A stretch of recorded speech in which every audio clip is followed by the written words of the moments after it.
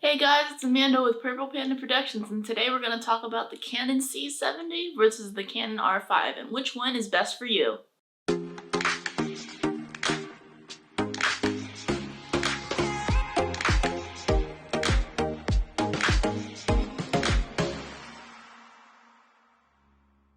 So if you're a native Canon shooter like myself, or just a photographer and videographer in general, this year has been the craziest year for cameras this year. New cameras from Canon, new cameras from Sony. I believe there's a new one coming out with Nikon, and all these other camera brands are just really putting out really cool and exciting new gear that will change the game for photography and media production. When I first heard of the Canon R5 come out, I was so excited. I literally got up super early in the morning to watch their live event and watch the release of the Canon R5, and I was super excited for all these new specs coming out. And then the R5 became the most controversial camera in 2020.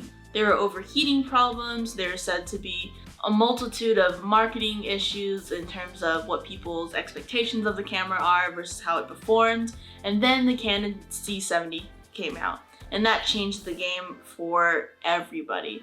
And now as content creators, we were on the fence. Should we get the Canon C70 or should we get the R5? And I'm personally in that boat as well. And today I just thought that I would make a video and help you all decide, and which will also help me decide which one to get and which one is best for you. So I'm not a super tech person. I don't really care about the specs. I just care about the functionalities and how it performs and what workflow is going to be best for me.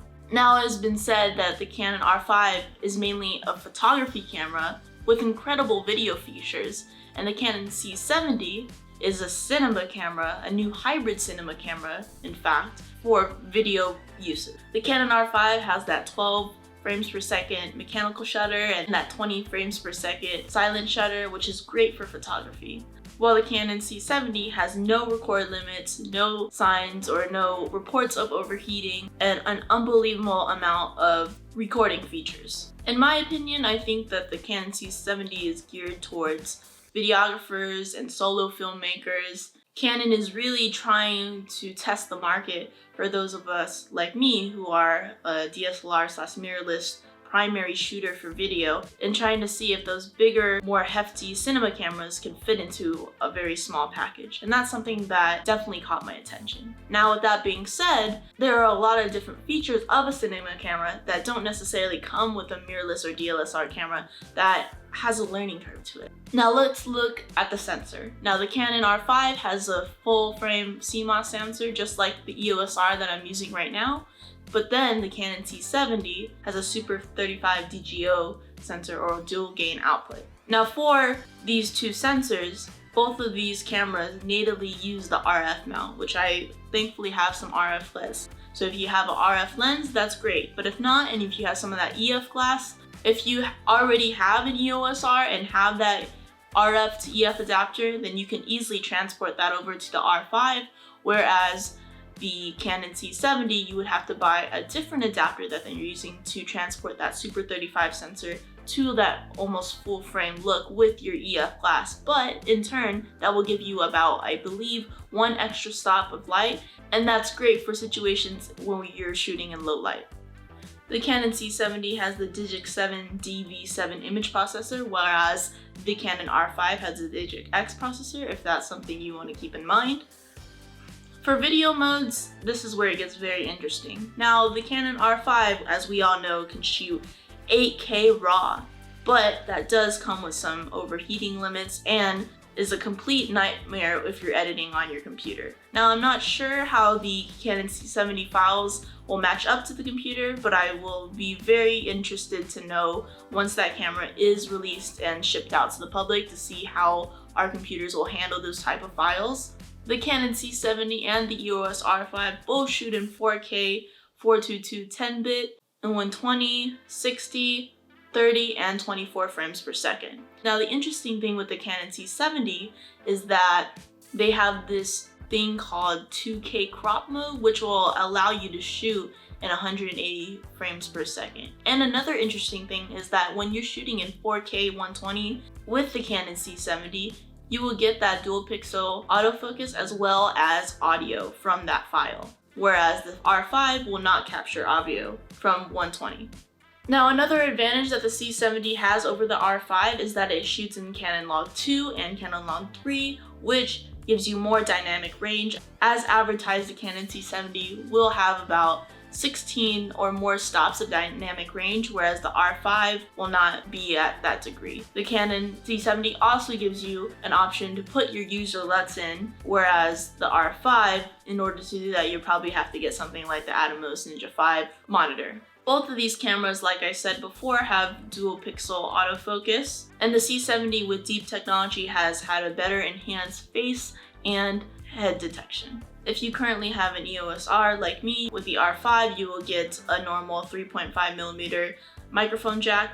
The interesting thing with the Canon C70 is that Canon has introduced mini XLR inputs, whereas if you are in an interview setting and have a boom condenser microphone placed at the top of your subject, that could easily plug into the camera and you already have good clean audio sync. The R5 has the normal 30-minute time record limit, whereas with the Canon C70 you have no recording limits. So if you are someone that records past that 30-minute limit, this Canon C70 will definitely help you in that case. Canon's new R5 has released IBIS, which is in-body stabilization inside the camera, which is great for handheld shots. While the Canon C70 does not have IBIS, it does have electronic digital image stabilization, which is good for handheld shots, but I probably would not compare it to IBIS, which would be probably a little bit stronger and more use of more motion. Both of these cameras have touchscreen LCD displays, and a new thing with the Canon C70 is,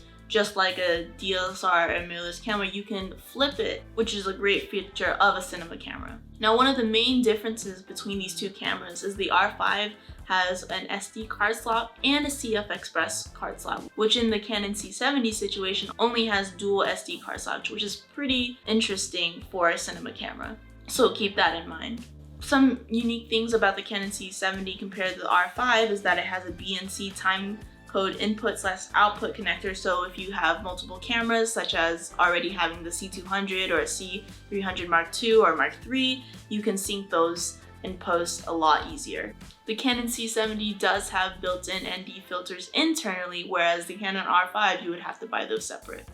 A new feature on the Canon C70 is that it has auto ISO/gain control, which basically automatically adjusts the sensitivity, whereas if you're going from indoor to outdoor, instead of having to change that shutter on your DSLR mirrorless camera, it just makes it that much easier and that much smoother for you. There are so many other features to the Canon C70 that cinema cameras have, such as zebras, white balance button, and so much more that I did not cover. And if you want all the specs linked to this Canon C70 or the R5, I'll link them in the description below. Now, as a final conclusion, who do I think that the Canon C70 and the R5 is for? Well, I really think that if you're a solo filmmaker, or you're getting into cinema cameras, or if you have a higher end media production, like if you're doing corporate work and you've only been shooting DSLR, then I definitely think that the Canon C70 is a major upgrade and is definitely worth the investment. I do think that the Canon C70 is future-proof for the next few years, but do keep in mind when getting any new gear, whether it's the R5 or the Canon C70, make sure to do your research and make sure that getting the Canon C70 that you do have that time to learn about the controls. That way, when you get the camera and actually put it towards a paid shoot, that doesn't become a crutch or puts you behind in your workflow. Now for the R5, I definitely think that the R5 was made for hybrid shooters like myself. I am both a photographer and a videographer. Most of my content creation does come from primarily online content. Although I do have my own media production company, it is not something that is requiring a team or requiring high-end cinema cameras. So I think for me, my best bet is to stick with the R5. I would definitely keep in mind the Canon C70 if I do decide to really go out for those higher end productions. But I think if I was to upgrade from the EOS R that I've been using for the last almost year now, I would definitely go to the R5 because my work includes an equal balance of photography and videography. Alright, so that's it for today's video. Thank you so much for watching. Let me know in the comments what you think of the Canon C70 versus the R5. I would love to have that conversation with you. Make sure to hit that subscribe button and like this video because it really helps out the channel. And I will see you in the next video. Thanks guys. Bye.